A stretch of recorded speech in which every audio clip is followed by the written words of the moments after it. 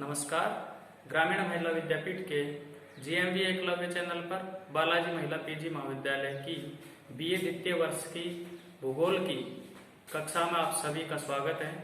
आप सभी इस चैनल को ज़्यादा से ज़्यादा शेयर करें, ज़्यादा से ज़्यादा लाइक करें और सब्सक्राइब करें। आज हम अपवाह तंत्र के बारे में, यानी कि राजस्थान में अपवाह तंत्र को हम आज अध्ययन करेंगे। और इसमें आज हमारा टॉपिक जो जैसा कि पहले से चलता आ रहा है, इसका फर्स्ट वीडियो जो हमने डाला उसमें खारे पानी की झीलें हमारा टॉपिक जो था वो खत्म हो चुका है। और इसका नेक्स्ट टॉपिक जो है वो है आज का मीठे पानी की झीलें। इसमें अपवाह तंत्र में तीन चीजें चलती हैं। झीलें, झीलों का दो प्रकार हैं, खारे पानी की झीलें और मीठे पानी की झीलें। प्लस इसमें नदियां भी हमारे तीन क्रम हैं। जैसा कि इसमें नदियों की हम बात करें तो फर्स्ट बंगाल की खाड़ी की ओर जाने वाली, दूसरी अरब सागर की ओर जाने वाली और तीसरी है अंतः प्रवाह प्रणाली वाली नदियां।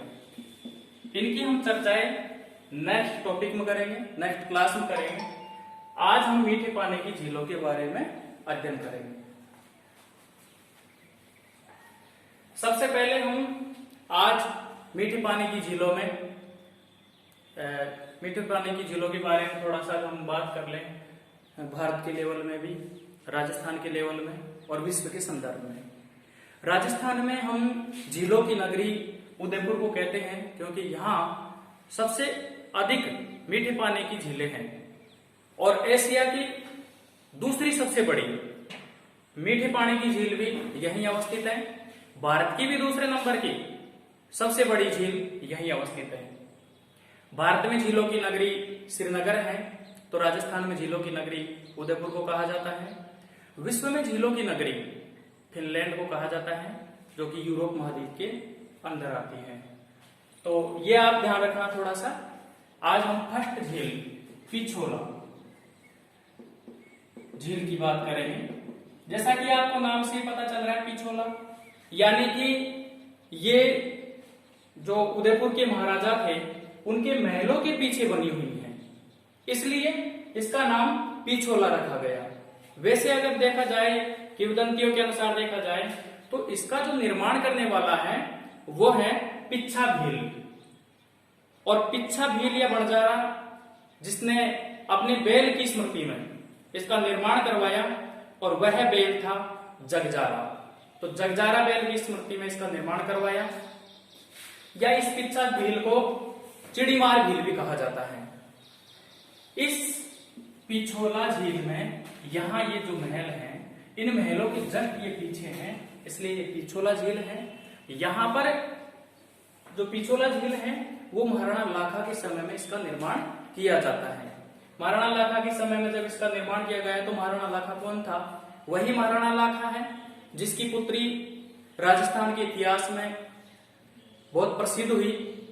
और उसी संदर्भ में यहाँ भीष्म पितामह के नाम से, यानी कि जैसे महाभारत में हम देखते हैं कि भीष्म पितामह जो थे वो देवव्रत थे, लेकिन राजस्थान भी इस गौरव यानी कि महाभारत की उस श्रृंखला से जुड़ा हुआ है एक तरीके से, कि यहाँ पर भी राणा लाखा की जो पुत्री हैं उस पुत्री के लिए शादी करने के लिए जो तैयार राजकुमार था राणा चोड़ा, तो राणा चोड़ा ने अपने शादी के लिए इसकी पुत्री के लिए को मनाया, लेकिन उसके खुद के पिता को ही इससे मोह हो गया। तो मोह जब हो जाता है तो वह किसी को नहीं देखता और इसलिए वो शादी अपने पिता से उनको करवानी पड़ी। इसलिए ये चीजें चलो हिस्ट्री में आ जाती हैं। इन चीजों के बारे में अगर मान लो कि हमारा टाइम बहुत शॉर्ट है तो इसको थोड़ा सा हम बाद में देख लेंगे नेक्स्ट क्लासों में। तो ये इस संदर्भ में जुड़ी हुई है। राणा लाखा यानी कि सिसोदिया वंश के राजा थे। सिसोदिया वंश का जो संस्थापक है वो राणा हम्मीर है। राणा हम्मीर के खेता और खेता के हुए लाखा। तो लाखा के समय में इसका निर्माण करवाया गया। यहाँ पर ये झील बहुत प्रसिद्ध है। यहाँ पर दो ऐसे स्मारक बने हुए हैं। ये है जग मंदिर और ये है जग निवास महल। इन दोनों से आपको पता चल रहा है कि ये तो केवल रिहायशी महल है और ये जो है ये मंदिर है। यानी कि पहले कौन सा बनता है, जैसे कोई अगर मान लो कि हम मकान बनाए या फिर अगर नगर बनाए तो उससे पहले हम देव स्तुति करते हैं और देवताओं की तरह स्थापना का हम सबसे पहले संकल्प लेते हैं। तो यहाँ पर जग मंदिर पहले बना है और ये जग निवास जो महल है ये बाद में बना है। जग मंदिर में मुगल शासक जो खुर्रम है, जो बाद में शाहजहां के नाम से जाने गए, वो यहाँ पर अपने पिता से विद्रोह करने के बाद में यहाँ शरण लेते हैं और यहाँ शरण उन्होंने भी ली और अंग्रेजों के समय यहाँ पर विद्रोही जो सैनिक थे इन्होंने भी यहाँ पर शरण ली। 1857 की क्रांति में यहाँ पर महाराजा स्वरूप सिंह था और उस स्वरूप सिंह के शासनकाल में स्वरूप सिंह जी ने यहाँ पर विद्रोही सैनिकों को शरण दी। इसका जो निर्माण करता है, इस जग मंदिर का निर्माण करता है, वो है हमारे करण सिंह जी। इन्होंने इस जग मंदिर की नींव रखी, लेकिन ये पूरा नहीं कर पाए। पूरा इनके पुत्र जगत सिंह ने करवाया इसको मंदिर को पूरा। और जो जग महल है या जग निवास महल है, इसको जगत सिंह सेकंड ने पूरा किया। यहां पर ये कंफ्यूजन हो सकता है क्योंकि यहां पर जगत सिंह दोनों ही जगह आ रहा है, लेकिन ये ध्यान रखना कि जग मंदिर का जगत सिंह फर्स्ट ने पूर्ण कार्य करवाया, लेकिन जगत सिंह सेकंड ने इस जग निवास महल को पूरा करवाया। यहां पर एक इसके जस्ट बगल में गुलाब बाग है, गुलाब बाग अवस्थित है, इसके ही जस्ट बगल में पास में है, यानी कि इसके चारों तरफ। यहां इसके पास में बागोर की हवेली है और इस बागोर की हवेली में आपको जैसा कि विदित होगा कि यहां विश्व की सबसे लंबी पगड़ी यहां पर रखी हुई है। वही बागोर की हवेली है जो पिछोला झील के पास में यहां पर बागोर की हवेलियों में है। ये बहुत प्रसिद्ध है। यहां पर नटनी का चबूतरा भी बना हुआ है। यहां पर जगदीश मंदिर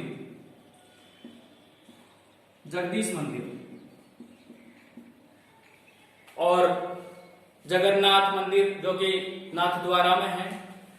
बताया जाता है कि जब मुगलों के डर से जब इन्होंने